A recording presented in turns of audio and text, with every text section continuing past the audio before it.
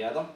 A new young CEO in Sligo, CEO in Mayo, Leitrim and Donegal, neighbouring counties, were all approaching retirement age. So Sligo was a very safe place to remain. You were going to be the new CEO, you were going to be aggregated with somebody else, and you held the fort. So it was quite a safe place. It left the door open to build an empire if that's what you were into. I suppose, on the other hand then, media reports around Monaghan were generally negative.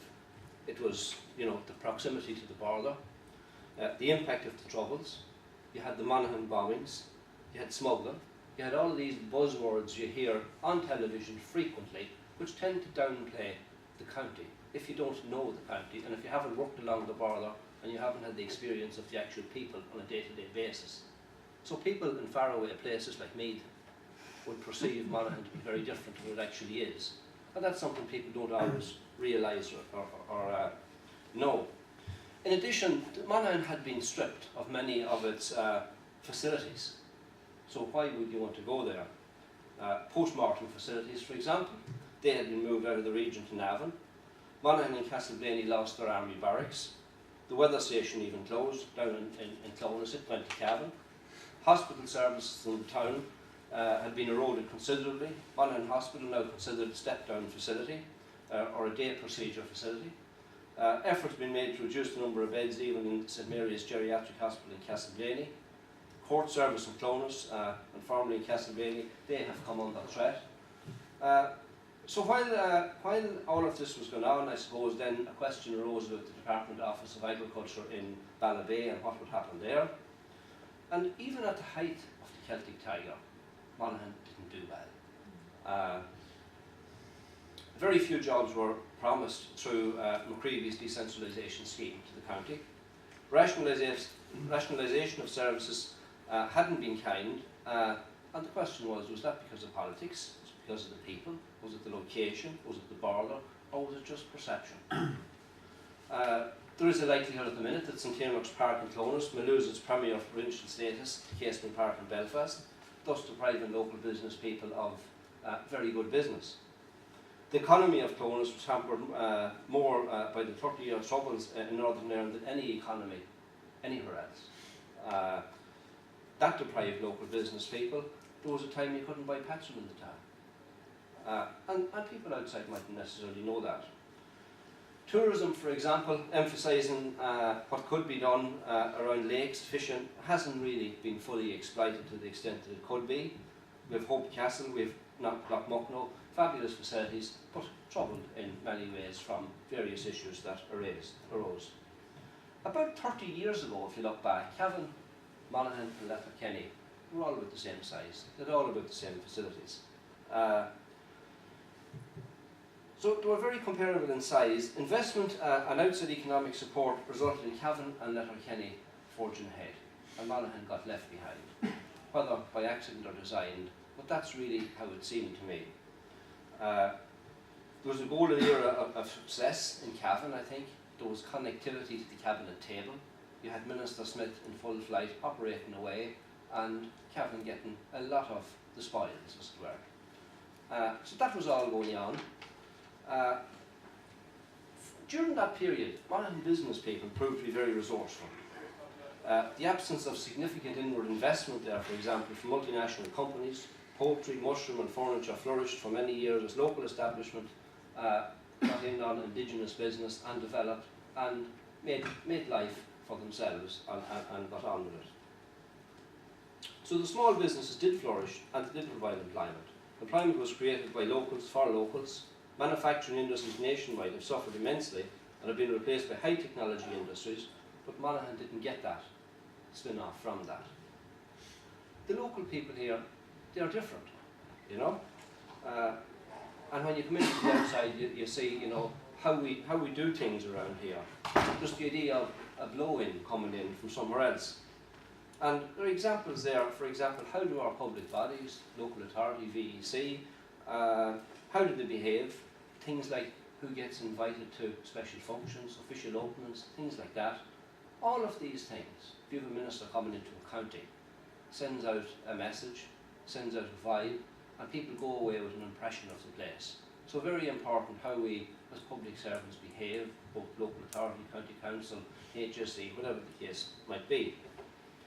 I arrived with all of that backdrop in the first VEC meeting, and the expectation was new CEO in, and the committee were going to hear this great vision and all of these things.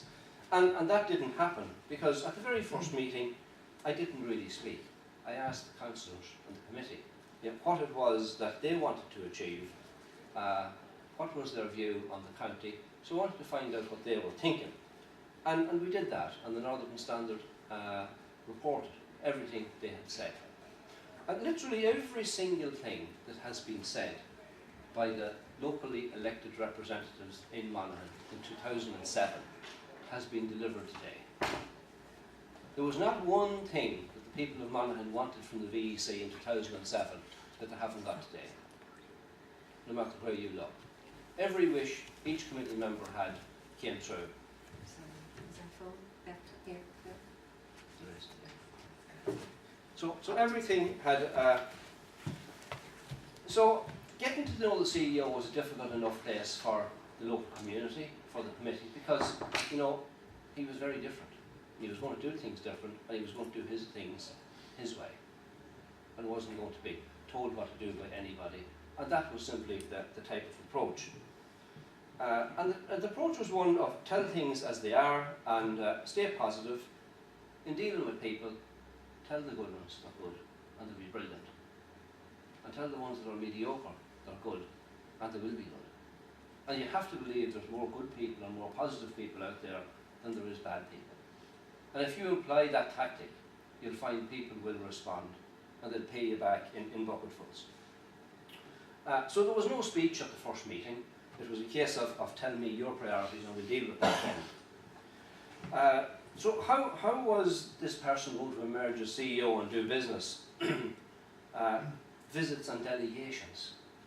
He wasn't going to be going to the minister and bringing huge delegations from the committee. As had been the practice heretofore, he'd go and meet the minister in private.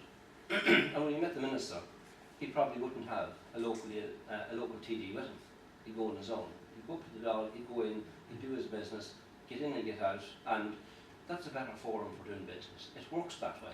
But it probably doesn't work that way for the local political scene, in that people are elected on the basis of votes and bringing back good news, but there's a difficulty with that when you're trying to achieve things. I remember after one such meeting with the minister, I got a letter from TD. It was, did you in fact meet the minister? Were there in fact Oireachtas members present? Who in fact was present? There was all of these questions now coming my direction, and the response went back was, respond to your letter, in the order which you put the question, and the answer is yes, no, no, no, thanks, goodbye. That was it. So it became very clear to TDs and to everybody else that, the letter wasn't going to block the visit or the progress. It was going to happen anyway. And when there was need for delegation, there would be that delegation, and TDs, etc., would be involved. But you had to have everything lined up and choreographed exactly how you wanted to do things. So analysing the facts and grasping the kernel of the problem was crucial, as was building trust, communication, developing confidence, getting people to sing from the same hymn sheet. These were the foundations. Now, it's not easy when you have 25 people on a committee. Most of them are politicians. Most of us likes to think we're experts. And to get 25 people to sing off the one hymn sheet from all different political parties, religions, staff members, you name it, is hugely difficult. But that was a challenge that we had to do and to build things up that way. So I mentioned the whole range of issues that were there. Education. Not many knew what the VEC actually did. That was a big problem. Would you be surprised today if I told you that the VEC are the largest tourism attraction in Monaghan last year? 15,000 visitors to Tan Outdoor Education Centre. Now maybe I'm wrong on that, but I don't know of any other venue that 15,000 people from outside the county visited. And that's on our doorstep. Largely underdeveloped, but it's getting there. It's also probably the largest employer in the county, with up to 700 people employed. The Garage Theatre across the road, for example, will have between 10 and 15,000 visitors this year alone coming to shows and performing there. Problems, the type of problems we faced in 2007. Coláiste Oriel, for example, had 47 students over 5 classes. It had a temporary principal. It had no secretary, no caretaker, no cleaner, no deputy principal, and only had temporary recognition. It got temporary recognition because it had threatened to bring the minister to the High Court. On the steps of the High Court, it was given temporary recognition and 3 or 4 classrooms. And that's how we were doing business. And that's what it took to actually get something. Monaghan Institute, this was an institute of further education. We located that in St Avonet's Psychiatric Hospital with no recognition, with no permission. It had 200 pupils. It was 18 or 19 years in operation. No principal, no deputy principal, no site, and no prospect of a site. And no permanent building, of course. Garage Theatre, also located in the Psychiatric Hospital. No Department of Education sanction. The VEC were running it. The council weren't, although they were a partner in the process as such. It had no site, no funding. It needed a new theatre, or it thought it needed a new theatre, but people didn't really have their mind made up whether Monaghan needed a theatre or didn't need a theatre in terms of Monaghan town. Yale Scollunton, on the other hand, wasn't even a VEC school. It was up on the side of a hill beside the boys' school. A small old building, lots of prefabs. Children going there never actually went in under the same roof to go to school. If the principal wanted to speak to them, he had to visit 10 different locations to talk to the student body because they wouldn't all fit into one room. All of that was going on. The topography of the town was dreadful for building purposes. One of the first things any investor thinking of moving to the town looks at is the quality of the built environment. The provision of arts they look at, sporting facilities they look at, and very importantly, the education facilities. And quite frankly, when you combine what we had, we didn't really have a whole lot to sell ourselves. And yet we were blaming we weren't getting our share of foreign direct investment. So it's easy to blame politicians and the IDA and everybody else, but there were certain things that we needed to do to make the most of things, as I saw it. So we weren't in the zone. That coupled with the stripping out of service mentioned earlier, our location, the perception others had of us, the lack of connectivity to Cabinet compared to other areas, didn't make us a first choice for lots of people. These issues, among others, raised queries of why you want to go there as CEO. In 2008, I was coming down the road from Castleblaney, and I heard on the radio that there was Fianna Fáil breakfast morning in the Four Seasons. Hadn't been invited. Again, protocols, etc., etc. Hadn't been invited. And I made the decision that morning that we would build an education campus. That it would be Ireland's first master planned education campus. I was excited by the idea, but again, couldn't disclose it because there was nothing to disclose other than a vision. And given all that I outlined, it was always going to be a difficult task, and it needed to be planned almost with a military type precision. Juggling the story and the disclosure of information between 25 committee members, the Cabinet, ministers, etc., locally elected TDs, and the Department of Education and Science official side.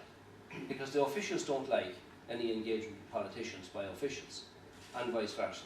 And that's the tightrope you have to walk. So it was treacherous territory, really. If we were going to pull this one off, people would be told on a need-to-know basis at the appropriate time.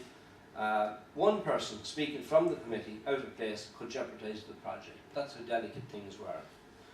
The committee needed to be controlled and managed and also treated with respect. And there's no votes, as I said earlier, for a councillor being the last one with the good news. So it was a big ask. The council had an official policy of protest when the minister visited. There was some type of resolution there, and there would be a protest because of dissatisfaction with how things were happening, what Monaghan was getting, and you probably know more about that than I do. So how the hell was I going to get a site bought for this campus if there'd be a protest when you brought the minister into the county? It was, Cowan was Taoiseach. It was a troubled period politically. The recession was here, and many didn't fully appreciate that. Meanwhile, I was scouting the area looking for a site, and nothing was emerging. How was the government going to be convinced? Did Monaghan matter? Came to mind, you know. I'm not convinced it did, as there was little hard evidence it mattered that much. Cuts in spending were increasing, and the military post was cited as the next Monaghan casualty to join the list of the dead, as it were. Copland was now an enterprise, and I said earlier there was a Fianna Fáil breakfast morning in the Four Seasons Hotel, and it was actually that morning. The media were pushing the storyline on the closure of the army barracks and what Monaghan would lose. No one had informed me that she was coming. I actually heard it on the radio. The decision was made, and I headed straight for the Four Seasons. Missed the breakfast, so didn't even get a free lunch as it were, and met Mary Copland coming out along with Dr. Rory O'Hanlon and Margaret Conlon. So was introduced, and she has a huge regard for VECs. A lot of people wouldn't know that. That's because she was on the VEC in Donegal. That's because the VEC in Donegal is a very progressive VEC with an excellent CEO. So she'd have a very high regard. She came to Monaghan to a function. She expected to meet the CEO and met him in the car park. And that was at odds with the protocol that she might have had in her mind coming from a different place. That's the bit about the perceptions, you know. As she rushed towards the car, she looked and she says to me, "I want you buckos, the CEOs, to work closer with Foss." And she was getting it back in the neck that CEOs wouldn't do this. So I replied, "You can consider that done, and the next time you meet me, the one jersey will fit the two of us."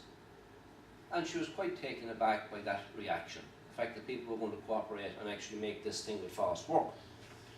I then said to her, "You know, what about the army barracks?" And again, I got a fairly stern look, and she said, "If you're going to come to tell me why it shouldn't be closed, don't bother. The decision's made, it's closed, consider it closed, and move on." Well, I says, "Look, thanks for the clarity, but that's not what I was going to ask you." You know? She says, "What were you going to ask?" I said, "I was going to ask you about the possibility of us getting the site." You know? She said, "Have you a plan?" But I said, "Will you back it?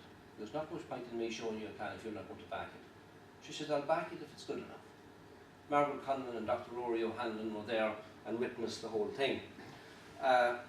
3 days later, Margaret Conlon was in. You know, "I'll take that plan up for you."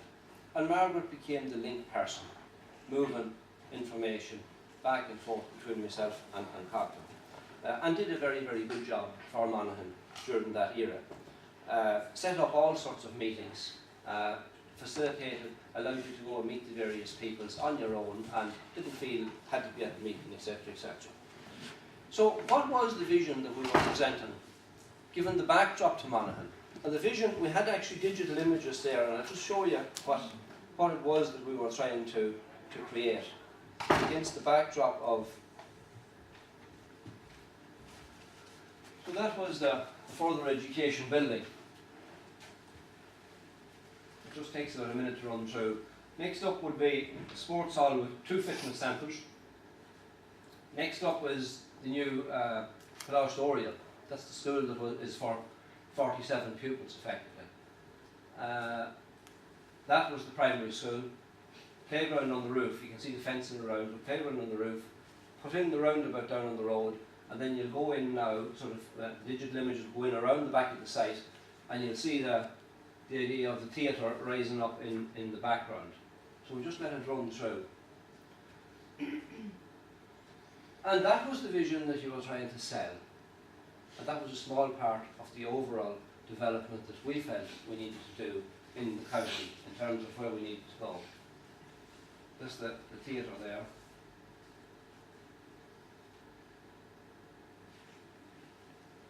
Now, these were actually produced electronically in Dublin before planning permission was even got. And what we have built over there is all but identical. Different colours of pale and things like that, but it's actually identical because they were generated on the basis of drawings.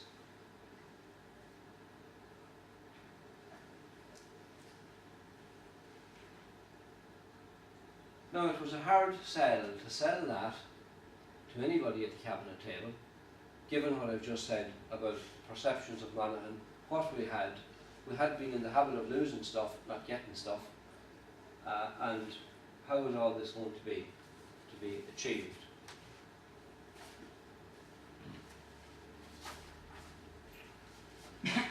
to wait then patiently for the flag to come down for the VEC to go public. And I suppose the approach of Jack Sharton came to mind. The approach was put them under pressure. You know, go public at the VEC meeting. The Northern Standard were always going to put it in the paper, and it was going to hit the department on the Thursday. But before it hit the department, we had to get in and meet 2 government ministers. We had to brief a committee, because this time, and the only time, we needed the committee present to meet Willie O'Dea as the Minister for Defence. We needed every grouping on the committee to sing from the same hymn sheet. We had to coach people. This is what you say, this is what you don't say. Don't mention the hospital, don't mention the agriculture office. Be positive, deal with these issues. The people who were going up there, they were getting to be the minister. There's a lot of things they'd love to have told them. And they might have been right. But we had to sort of bite our tongue and deal with it the way we dealt with it. We went up that day and we met with Willie O'Dea. Everybody was threatened not to part from the script. Went in, everything sitting down, and the first thing that happened was I departed completely from the script. And people are looking at me, as much as I have 2 heads, saying, what are you at? You know? And what did I do? I went in, and when we had everything settled, we needed to get him interested. So I said to him, there's a story going around that Fianna Fáil don't care, Minister, about what happens to Monaghan. So now he had to justify how they cared. And I said, well, that's a bit unbelievable when you consider what you've taken out of the county, and this is what you've done. Now, we actually believe in you, and these people are here to tell you they're convinced you can do this, and this is what you can do.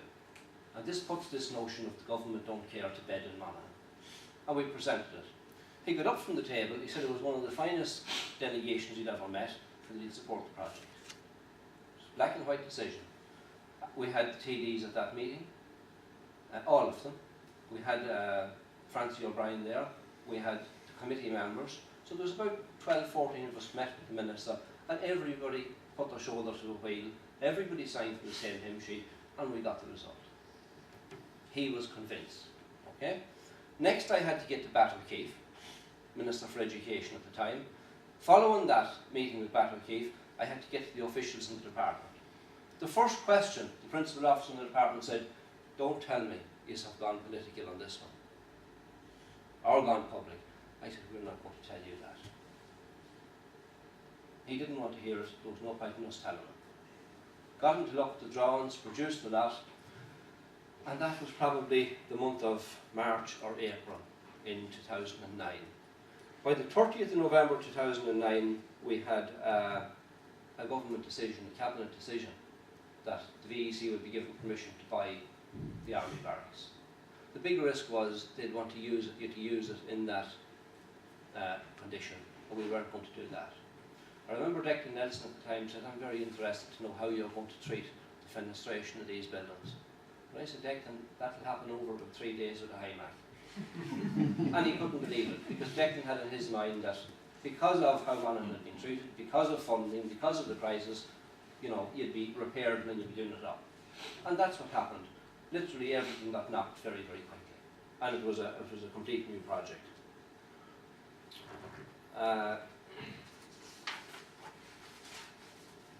The Northern Standard, I suppose, became the full forward. They spread the good news. They put the pressure on. It was headline stuff in the paper, all of that.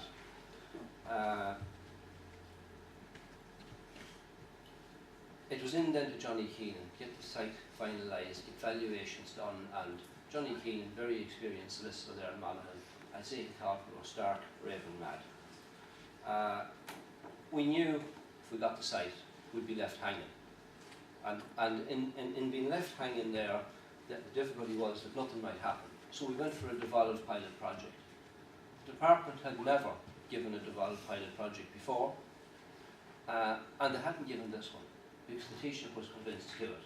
So the Taoiseach arrived in Monaghan the 30th of November 2009, timed to coincide with the same day Minister Smith was opening an office for the VEC in Cavan.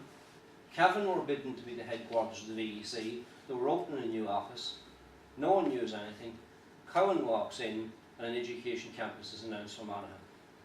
And the newspaper and the media are literally turning the cars on the road. There's a better news story in Monaghan than the one in Cavan. And that's really the way it was. Both happened the same day. And again, the committee, there was a policy of protest. This had happened, Cowan had come and gone, there was an announcement, very positive. And needless to say, the next VEC meeting was good crack because the CEO had come on and done what he had done, and people were a bit upset about all that. But the plan was launched, Taoiseach came, he said what he said, and he actually said very little. But the fact he was there and the officials weren't, we could say the rest from. The media came and said, well, what's this invested? We said it's over 20 million. So now that set the department, that put the little warm working in the officials' head in the department in terms of what this was going to cost. The next thing was, that's November 09. The 4th of January, I said I'd mention what it entailed for people. Girl in the office there, Veronica, living in South Armagh, would leave from South Armagh, get up 5 o'clock in the morning, head to meet me in Dublin, County Meath, head to Dublin to meet procurement advisors to get things done. The process of recruiting a design team, all of that had to happen very quickly. We had to keep the committee informed, we had to keep the county manager, so you were juggling all these balls, you were spending half your time in Dublin, and people were worn out. That went on for about 15 months. A procurement challenge would kill the project. Things were in crisis, money was evaporating, the banks were in trouble, the government was in trouble, everybody was in trouble, and the sooner we could get this done, the better. Got our design team on board in June, got a meeting with Declan Nelson. Declan was very supportive at one. Declan rounded up all his officials in the County Council who would be dealing with the planning application. We met in this building. Myself and Declan joint chaired the meeting, and basically the marriage of our water services design team people with the County Council's water people and the various disciplines met to work together. The deal was that the day the application was lodged, that the Council would be in a position to validate that. And that's what happened. I'm just conscious of time, so I would have sort of worked through the thing fairly quickly. That's what happened. We had planning permission in 37 days. If Monaghan County Council hadn't delivered on that, it was too late. The government could have changed, it was already in trouble, and everybody's back was to the wall. And every county council official, and I know we give out about it, but we complain, everybody really pulled out the stops. And Paul is here, so just I know that Paul will pass on our gratitude for that. The officials was the next problem, to get the budget agreed. The officials didn't want to meet us, because this represented a huge shift in power. VEC in control, department not in control. What would happen? So their concerns were, you know, what did all this mean for them and their jobs? DES were trying to exercise control, we were having none of it, and there were several very, very tense meetings. We got through it, we agreed a budget, and we finished up with a design for what we wanted. In order to try and stop the project, I would say, or to keep the VEC in check, after the tenders came in for the contractor, they gave us 2.5 million less than we needed to build the project. We then had to get raising that money, we had to build in cost-saving initiatives. There was lots of things had to happen to try and make it work. So they said, we'll give them 2.5 million less and now see will he sign the contracts. We sent them back an invitation to say, we're signing the contracts on the 15th of August. So we signed them and us 2.5 million short, which is one of the things you're probably not supposed to do. We finished up, prices came in, 7 or 8 million of difference. We did our deal on that. The theatre then needed a theatre, there was no money, education wasn't funded, the council had their difficulties, the town council, so everybody was in a difficult financial situation. And through putting together a cocktail of funding measures, town council, county council, VEC, Department of Education, all of these things, we were able to get a theatre that's worth about 8 million to the town. I've been over there this morning, there's 80 kids, 7 years of age, practicing in the theatre to put on a show. That show, they've spent about 40,000 on that show since the start of the year in their preparations. The theatre will sell out 4 or 5 nights when it goes on, and it's great to see that and to see the place being used. That's basically where the whole thing came from, sort of a whistle-stop tour of sort of the troubles around trying to make the thing work and the risks you had to take, and there were big risks. But we got there and we have what we have across the road, and I do think it'll be part of the bigger vision in Monaghan going forward. You know? So look folks, thanks, and sorry about rushing through the thing. Yeah.